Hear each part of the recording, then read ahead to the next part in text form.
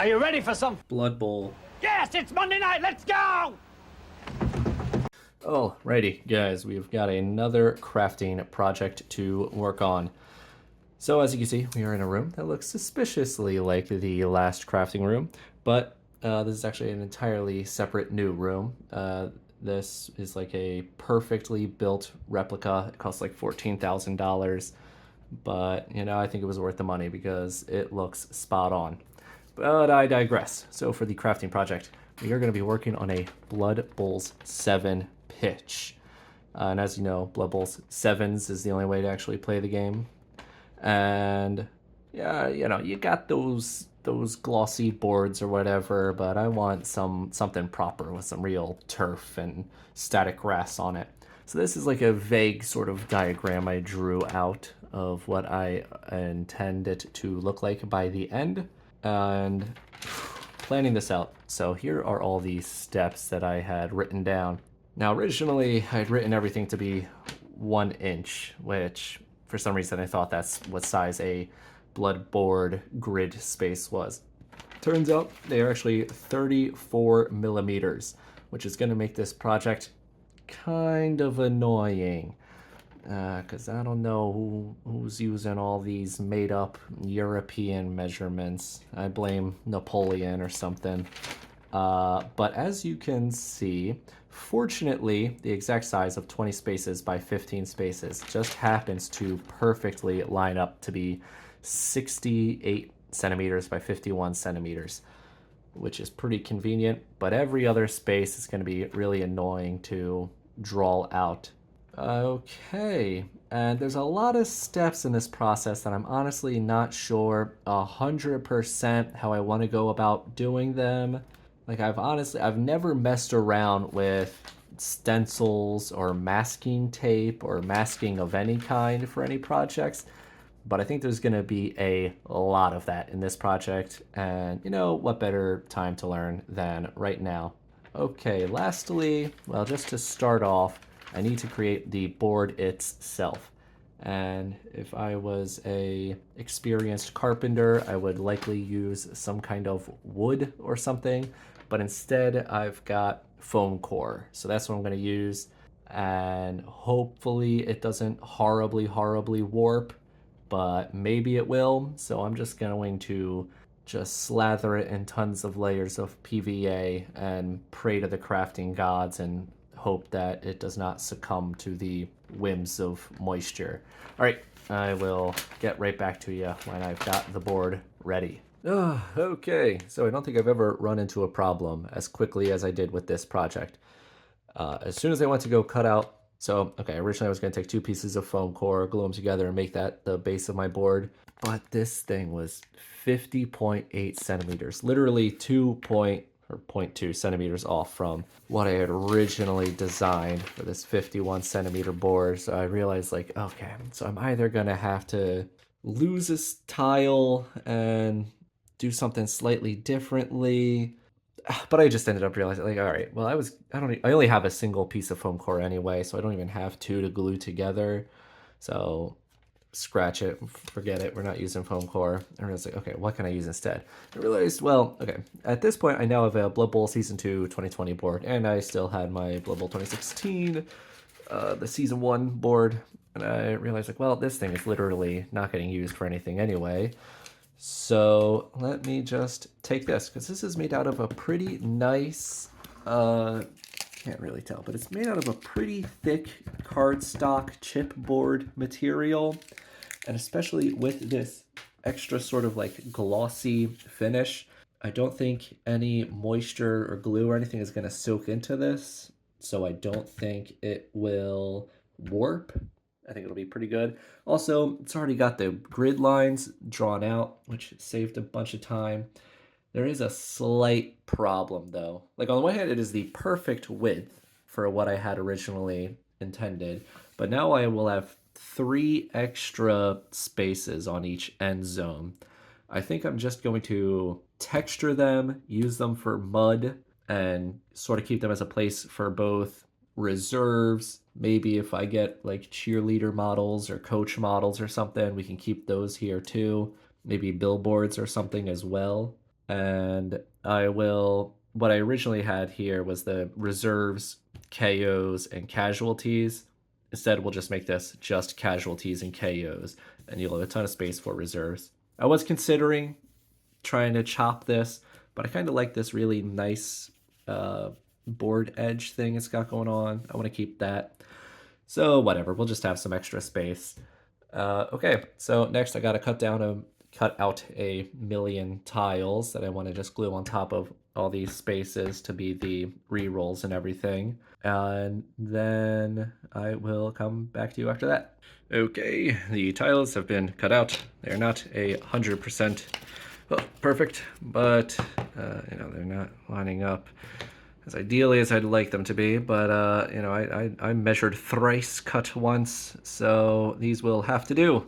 Okay, so we have glued all the tiles down onto the board, and I decided to not 3D print some trapdoors. I just made some out of balsa sticks. There's some EVA foam and then a paper clip. And I think next I'm gonna texture paste, not the entire board, but just random spots. All of these 4 space long touchdown and zone spaces. Throw some texture paste around this, the scatter template. And just a little bit of texture paste at the edges here. And then after all that is down, gonna let it dry. Then we're gonna prime everything, including these trap doors, paint up the trap doors, and then glue them down. Ooh, guys, all right. Shout out Jeff. He just dropped off a phone holder for me. No longer am I gonna have to hold my 2011 Huawei phone under my chin like I'm folding a blanket or something. Now I can maybe try actually giving painting on the camera a shot. Okay, so we're just gonna start off giving these guys just a little bit of a slap chop, paint them.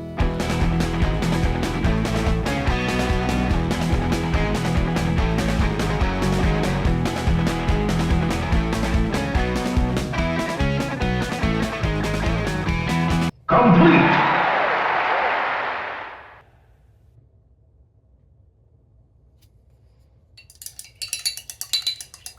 Alright, call me not just the men, but the women and children too, because I just love me some sand.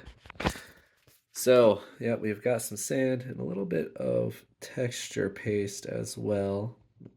Yeah, that's still going to need a little minute to dry. So next up, we're just going to prime everything black, except try to leave as many of the grids as possible to help me, put the future grids. Yeah, black and Mod Podge over everything.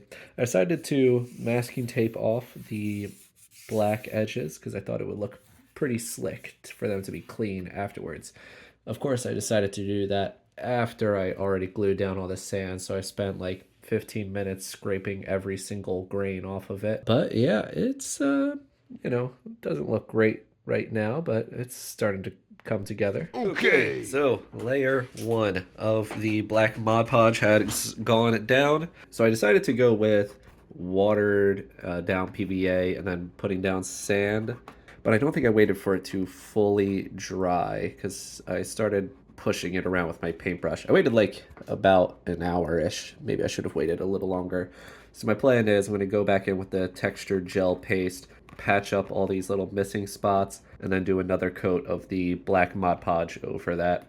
This thing, so I had originally dry brushed it white because I was just going to slap chop this. I decided I'll probably do that after I paint everything else here a muddy brown. Okay, so I've applied the texture gel, which was this acrylic medium yada yada, which I do not know how to recreate the actual like gel consistency that this gives or has. But I really want to try to find like a cheap alternative to this so that I can like really slather it onto terrain and not try to have to be so sparing with it.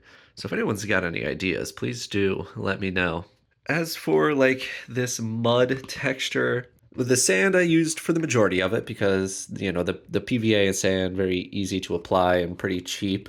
And I think it'll look nice as sort of like a crumbly, clumpy kind of mud look.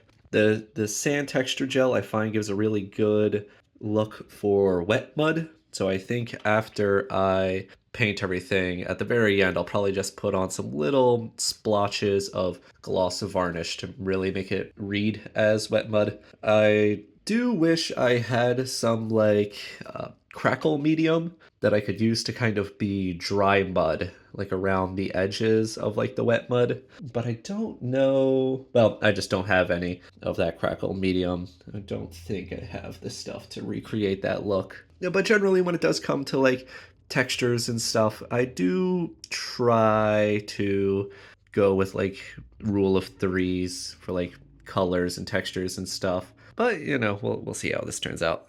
Okay, we finished the second coat of black. Now, again, in between these little crevices of the tiles, you can still see the original board color. So I am starting to think I probably should have done like a matte varnish or something on this board so that the paint has something to like stick to and like get absorbed into or something. Because right now I feel like it is not sticking super duper well to this like sort of glossy finish of the board. But yeah, I think it's ready for color. What I've been listening to, I've been listening to the Dan Taberski 912 podcast about that aftermath of 9/11. I think the moral of the story is that he's a big fan of loose change and said everyone should listen to that. Uh, at least that's what I got from it. Pretty sure that's what he was trying to say. Okay, so we have browned everything, and I went in with the file and separated all these tiles. So I think next I'm going to color up all the tiles, the blue and the red on all the various tiles. Then I am going to, I think I'm going to just like black, dark brown wash all the mud, especially just to get in between these tiles. So yeah, I scraped them out just to because they were kind of getting glued together from that brown craft paint. But I really wanted them to look like separate tiles. So yeah, I went in and carved them all out. But I think I'm going to need to use a wash just to cover up all these little green bits where the original board is showing through. But then, yeah, wash everything, dry brush everything, and I think it'll be ready for some flocking. We have got the red down and the blue down. I had to go in once again and separate all the tiles. I also realized that this little middle seam part of the board was still visible, and as soon as I added the wash, I realized like there was just going to be a giant black line going through these sections. So I decided to add a little bit of texture paste, so I'll give that a few minutes to dry, then I'm going to wash everything. Call me George, because I'm in Washington. We have just applied the blackish brown wash to everything. Now everything is a very consistent, nasty, dirty, grimy black, which, you know, this is the stage in which I feel like I can actually start building up colors and start working on stuff for. While I was waiting for the wash to dry, I made a little ball carrier token. And of course, immediately after painting this, I spilled the cup that I was using to make my homemade wash all over this token. So it got kind of messed up, but I rewrote everything over it, and it still reads. It works. Okay, so now I'm going to sponge some blue, sponge some red, and then we'll come back. Okay, so I just sponged on the blue, and I wasn't really happy with how it was looking, so then I dry brushed. I mixed in some bone cream color, dry brushed that on top. Still not super happy with how these tiles are looking. Like at a distance, they all look perfectly fine, but up close, they don't look great. So I'm thinking next, dry brush cream bone all over everything. Then I'm going to like do a little bit of watered down contrast, or not contrast, but speed paint over each of these tiles, I think, again. And then that, I hope, will get them to where I want them to be. Okay, so we've dry brushed everything cream. Again, up close, it's looking a little more deserty than I think I would ideally like. So I think at the very, very end, I'm going to airbrush just everything with a super washed out, watery brown ink, which I think will bring this back down to a real muddier looking type of color. The tiles, again, up close. I think these all kind of read as like edge highlights when I throw a little bit of a speed paint on these. I think, you know, I just picked up the 2.0, so I think I'll just like use up all my remaining 1.0, which 1.0, I got really disillusioned with the whole idea of speed paints because I realized, well, the whole fact that they just reactivate in water made me think, what is the point of these? But since getting the 2.0, oh man, speed paints are actually magical. So next, I think I'm going to actually mask off the touchdown zones and stipple all of them on, and then we'll get to the flocking.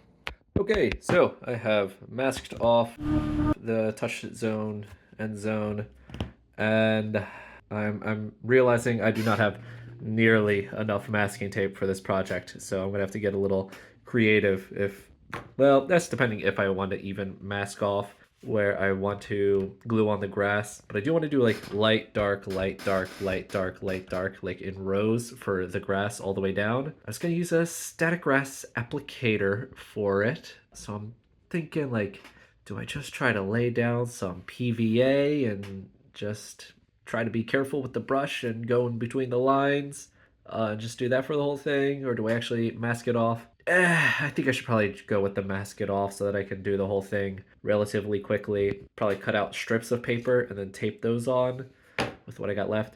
But right now, working on the end zone parts, I just created a little stencil. I drew a grid and then cut out these 4 squares in the grid, and I'll just go to complete a full checkerboard. I'm now realizing though with each little thing I mask off, and as I double measure every single little space in between things, I'm starting to think there's gonna be a little couple discrepancies here, which normally whatever, I don't really care about. You know, the engineers of this Blood Bowl field, probably about as bad as those architects over at Heathen Gate, but in Blood Bowl in particular, it's, oh, you really ideally want the spaces to be exact, because you know, if I got to break out that measuring ruler like the passing stick or whatever, I ideally want models to be where they're supposed to be for distance measuring purposes, so that that ruler can be used, which I know for passing in particular you could just use the chart, but when it comes to interceptions, it becomes a little harder to use the chart, which I don't know, maybe there is actually just a rule for it about like if a line can be drawn between the passer and the catcher, maybe like anyone on one of those adjacent spaces. I honestly, I don't know what the exact rule is, but I feel like there's got to be something somewhere about that. All right. Okay, so this was my first attempt at both stencil work and masking work. You know, from like 3 to 4 feet away, it's not too shabby. But if you get up close to it, you really start to notice some of these discrepancies here. For one, I've, well, learned that if you're going to use masking tape on a textured surface, you're going to really have to make sure that that is like nice and straight placed against the edge. Otherwise, you're going to get a real nasty, dirty edge like this. So, how do I want to clean this up? I'm not sure, because now there's gonna be there's gonna be, I guess I could, but it would be really difficult to recreate both this brown, this wash, and this dry brush look exactly like this on top of everything. So I think I'll just go in with a little bit of like watered down dark brown paint and just try my best to sort of clean this edge up. And every single square is probably going to need to get a little cleaned up too, but I can sort of think of this as having like a base coat down. And again, I'm not going to try to get it perfect or anything. I'm just going to try to get it looking mostly good enough. Here's like the red side somehow even came out even worse. But again, I think it is salvageable. And uh, again, I'm thinking how I actually want to go about doing the masking of the rose for the green flock, which I don't know if I use like strips of loose leaf, or maybe I would need two strips, two pieces of paper. I don't know exactly, but I guess on the plus side, I don't need to clean up this edge because this will just get covered up in flock. So I guess I'm just gonna take a couple of minutes and try to clean up the checkerboards a little bit, and then I'll try to figure out a solution for the flockening. Okay, so I did a little bit of cleaning up on the checkerboard, and it certainly looks better now. Definitely happier with it. Still not perfect, but we'll live with it. And I did some cleaning up here with just like a dark washy type of brown, but it looked kind of distinct, so I just splattered that all over this muddy sort of part, which it's definitely more like visible and obvious than I definitely wanted. So I do hope by the end, when I do the whole just glaze and everything with some airbrush ink, and that'll sort of tone down, sort of blend these two elements together. I also just think I'm going to do some random static grass splotches all over here. That should maybe help sort of tie these together too. So I realized I did actually find that I had some more masking tape, but I ran into a little tiny problem in that, let's see, where does it say it here? This is 36 by 55 millimeters, which so close. If it was just 34 millimeters, it would have been absolutely perfect.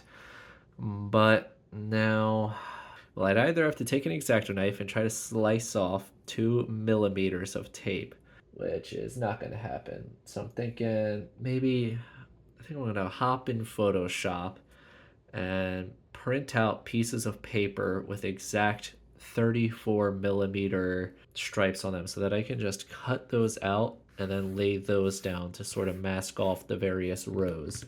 Then we can put down the flock and we'll be one step closer towards finishing this. Okay, so I decided, actually, screw the paper strip idea. I'll just put 2 halves of masking tape on each of these rows.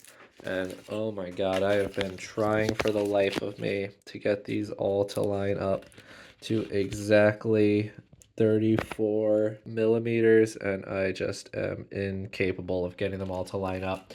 So I'm deciding, screw it, they'll just be off by like a millimeter or two. I'll just deal with it, and hopefully it'll average out to be fine. So I think my thought process here is I'm going to pop some glue on each of these rows, then static flock everything, and then I will pull off the tape before everything fully dries. Because the thing I'm worried about here is if I let it fully dry and then pull the tape off, is I don't want it to I don't want the PVA to dry as like a sheet, and like part of that sheet being onto this masking tape, and then for it to peel like a chunk of flock off. So we will give that a try.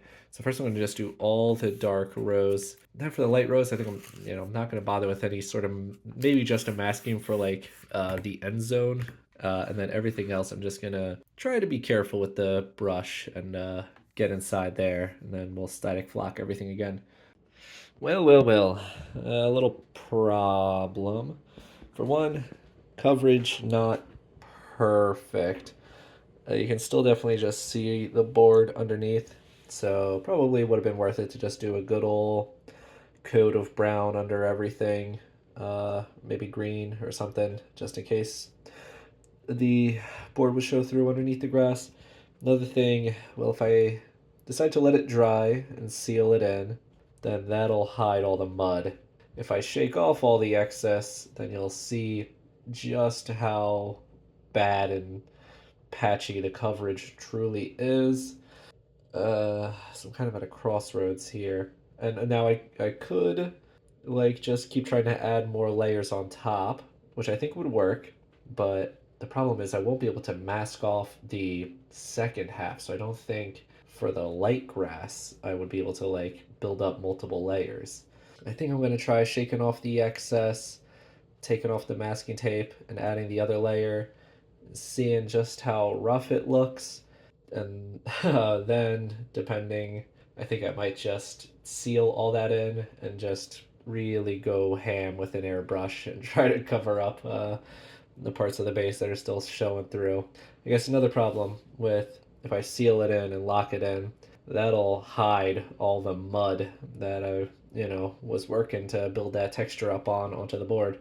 Okay, see, I'm gonna try getting rid of the excess and then adding the light grass and seeing how it looks. Yeah. Okay. So the masking tape managed to take some of the paint off of the checkerboard, so I think we're gonna have to touch those back up. Managed to take all this metallic paint off of the trapdoor bars, which is not great either. And even though I only gave it like, I don't know, maybe like a minute or two to dry, I still managed to do that thing that I was worried it was gonna do, where it just like took little chunks out of the grass row there. And again, as you can see the Blood Bowl logo through the grass. All in all, not a great look. So I think what I'm going to try to do, I got my old watered down PVA. I'm going to try to just like spray it down just in the middle of the rows, add another layer of dark green like that, and then we'll try a similar thing with the light green. Oh god, guys, I think we've experienced disaster, the likes of which have never been seen before.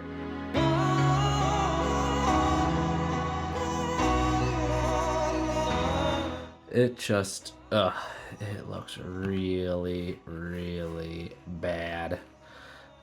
So I glued on those first rows, and then I added some sprays of PVA and sprinkled some more flock on, and it just looked horribly, horribly clumpy.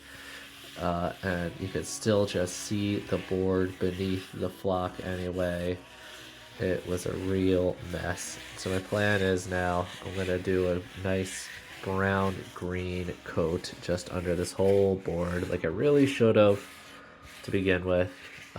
Also I can tell that like this stuff is just it is not staying on this glossy board very well. But I will try texture pasting this back up and repainting it. Oh god, I'm really weighing the sunk cost fallacy at this point, but I'm just gonna keep going on. But man, are we at a low point in the project? Guys, call me Chumbawamba, because I'm feeling like a Blood Bowl dwarf. So we've got the green and brown craft paint that I put on the entire board, which honestly I don't even know what I was thinking. I don't know how I thought that stuff was just gonna stick to that glossy board finish. That was just some pants on head silly thinking right there. But honestly, it doesn't look too half bad just with like the greens and browns on it, at least at a distance. But I'm gonna go ahead and try the flocking anyway. This time, not gonna mess with any of that masking stuff. That was trying too hard. I think I'm just gonna like use a pencil, draw some lines, and then just be careful with a brush, and then just paint glue in between those lines. But even on the glossy board finish, like I would paint PVA glue on it, and it just all beaded up into a circle, and I had to like push it around with like my fingers like 5 times before it would actually start to leave like a thin layer over the whole board. But I feel like one of those guys in one of them videos where they get in a horrible car accident and then they're paralyzed and they're told they'll never walk again. Then they I don't know, start walking or whatever, I guess. But right now I'm still clearly definitely in the wheelchair phase. I've like not gotten out of that yet, but I feel pretty good and confident that this is salvageable. I'm starting to see the vision come back to me. Okay, it's starting to come back where it's on the path back to redemption. So I dotted some lines. These will sort of be my guidelines for where I'm going to glue in the flock. Also, it was just sort of practice to put the dots down before I flock everything and then put the dots, the real dots that you'll see on top. I can tell they're not perfect. I created a homemade ruler here where I just printed out a piece of paper with every 34 millimeter marking just pre-made for me. And this honestly has helped save a ton of time, which I'll be selling this on my Etsy shop, $19.99 if you want to buy a perfect Blood Bowl 34 millimeter ruler. We've touched up the end zones, the touchdown places. Geez, what else? Oh yeah, that the whole worst part of scraping up off all that flocking, that was like a solid like $3 worth of static grass right there. If I was, that's 75% of a meal at Wendy's. That's like almost a whole dinner. Also at the bottom, I put a coat of PVA just because, I didn't actually see any warping up here, but I was slightly worried that just the mass amounts of wet craft paint up here, especially after the glue and the static grass, was going to cause some warping. So just to preemptively counteract that, we got a layer of PVA on the bottom. Okay, so I just finished popping on that static grass. I did not shake off or vacuum out the excess. You got to get yourself one of them nylon socks or whatever so you can save every little scrap of static grass you can. But, confidence has been fully restored. This looks about a million times better than it did before. I think what my plan is for the scraps of mud throughout the pitch, I'm just gonna like take a toothbrush or something and just like scrape out those parts and then maybe repaint them up to make them look nice and muddy. Yeah, I'm gonna give this like a full like hour to dry. So I bought the absolute cheapest static grass applicator on Amazon because I figured like how can the $100 static grass applicator possibly be better than this? It's just a little strainer colander and then a little battery charge. Like how is an expensive one better than this? But like the static grass, you can see really it's not standing up like you would ideally hope for from static grass, which honestly it's fine because there's going to get played on. There's going to be lots of models moving around on it. So, if they don't, like if it's not standing up, it would probably eventually all get pushed down anyway. So I'm fine with it being sort of flat on the ground. Yep, there's going to be a lot of cleaning up to do. I think I'm going to try to get a little fancy and like scrape up some of these sides. But generally, it's looking good. Okay, guys, it's coming together. So I put down the lines of light green, alternating from every other dark green row. And I used a wet brush and I just started like scraping as different sections to sort of just remove some of the grass. And those will become my mud patches. I think it'll give like a look of like torn up turf, I think, once the brown. I think my plan is I'm going to mix some texture gel, some brown, and some gloss varnish together to make some like wet muddy patches where the grass, where like the pitch has been torn up. Generally, it's looking pretty good. I think after that, I'm going to scrape off the excess grass from these tiles, give them all the blue wash and then like the red wash. Then I'm going to glue on little like tufts. And by tufts, I don't actually have those real army painter tufts or whatever they are. I'm just going to use some little static grass flocking and sprinkle some on the crevices and stuff. And then, we will isopropyl spray everything, then PVA spray everything. We will be pretty close to being done. Okay, we have added mud. Pretty happy with how the mud looks. I've certainly learned how to master that from the Turn of 28 army. And we have applied the red and the blue. And, I think that was, I just used a bunch of that 1.0 speed paint that I had sitting around that I was probably never going to use for real miniatures. So whatever. Honestly, I think it's kind of just a side grade doesn't look particularly, I don't know, looks fine. And, well, after I had IPA'd and PVA'd this board, the warping has finally started to take effect, which it is, again, it's not severe, but you can kind of tell that it is, let's see if I can get it to sort of bend here. Oh yeah, well, you probably can't see that, but you might be able to hear it, kind of like a baking pan. I got used too many times. It's kind of got that wobbly effect to it. Honestly, it's still like relatively pretty flat. I think just because it happens to be such a large surface. But at the very end of the project, I think I will come back and do another layer of PVA underneath. Okay, yep. So I think up next, do the dots and the lines and all of that. Probably just do everything I'm going to do with my white acrylic pen marker. Write all the, re-rolls and scores and all of that. Okay, guys, the lines and dots have been drawn. The words have been written. And, well, I originally bought these.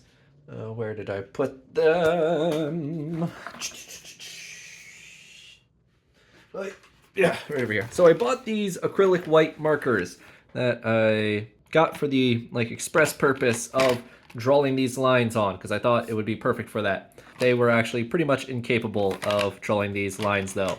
So I ended up having to just use a brush, and then I had this level that I was using as a straight edge because it was just long enough to go from one end of the board to the other. Okay, so what is next? Oh, also, like an absolute buffoon, as I was moving around the little pot of white paint I had made to paint all the dots, I had spilled it right here. I tried my best to soak it up with paper towels. It's not horribly noticeable, but it definitely is kind of rough looking. So when I come in with the blood splatters, that'll be a particularly large pool of blood right there. I would still want to stencil on a logo right in the middle of the field. I'm thinking I'm going to dry brush this white and make it a good old looking slap chop sort of deal. Yep, and then varnish. Still got to fix the trapdoor. Oh god, guys, we are on the precipice of a true make it or break it moment here. So I've put down the stencil. I don't know what I was thinking, that for some reason that I had to make the entire background black. For some reason, when I made it online, I was like, oh yeah, well, it's a stencil, so I have to make the part that'll, stay there and not get painted. I need to make that black. I don't know what I was thinking. I definitely could have just drawn an outline. Now, all this toner and ink, I could have printed out an entire illegal PDF of the Blood Bowl rules or something with that. We've painted this little doodad. I think it looks pretty snazzy. I think I might hit some silver highlights on these little metallic sections here. And I got some poster tack underneath these little spots. I'm really hoping when I start with the airbrush, it's not just going to lift up the whole paper and all that paint is going to just seep right underneath.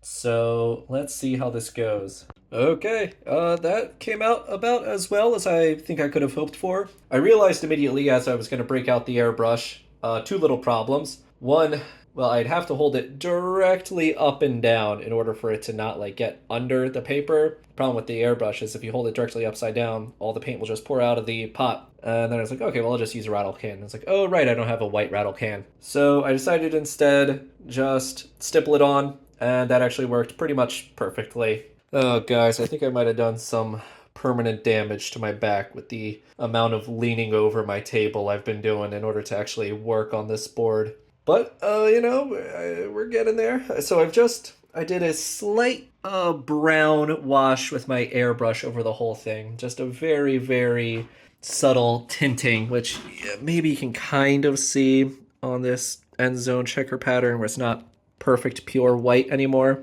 which very subtle, but I think it did a little to help sort of just tie the various painted elements together. I cleaned up the edge a little bit, took the black paint out, repainted that. So I think I'm going to go over the metals again, like the trapdoor and on this little dial thing. I think maybe just one more coat of white on these letters. Blood splatter, especially a big pool right there. And then I think we're good to go. Okay, guys, I think this took me about as long to finish as however long Ziggy Stardust, however long he was stuck on Mars. I think it's like, like 11 minutes altogether from beginning to end. And, we've got all the mud and blood splatters. I threw a little bit of gloss on top of them too, so they got a little bit of shine. I threw some of the extra mud with a little bit of brown ink just over here to throw a little extra patchiness to break up whatever this muddy section is supposed to be. But overall, I think it looks pretty good. I'm pretty happy with how it turned out. Okay, so I got some of my dwarfs on the board too now. These are the only team that I've yet to paint up, so I'll have to paint up another team too for Blood Bowl. These guys were like the first guys I ever slap chopped, and well, they're kind of dark. They came out pretty good. I think I like added a few like highlights to the skin, but I think these guys could probably afford to go a bit brighter with the highlights as well. So I might come back to them and touch them up, make them look really nice. Yeah, I think pretty good. So lessons learned. Stenciling is annoying and masking very annoying, especially if you're trying to mask onto a texture, in which case you got to make sure you're doing a really good job of making sure that has a perfect seal against it. What else? There are lots of lines being drawn. Static ras, apparently the cheapest possible applicator, is not the best thing possible. This definitely lots of opportunities to learn about masking and stenciling here. Maybe I should have done like a smaller project to sort of master that before just leaping right into this. Well, I do think just in general, the next team I'm going to make is going to be ogres. The main problem with dwarves is that they're just so insane in this game that they just never ever lose. And if I'm trying to get new players into the game, then I got to make sure I'm gonna lose a lot of games. So I absolutely can't play dwarves. So I think I'm gonna go with ogres because I have a solid, cool Patreon team that someone made like a custom one. But yeah, so hopefully I'll have those painted up at some point, and hopefully I can get a chance to record a couple of games of this. Okay. Yep. All right. I'll see you whenever I start the next project.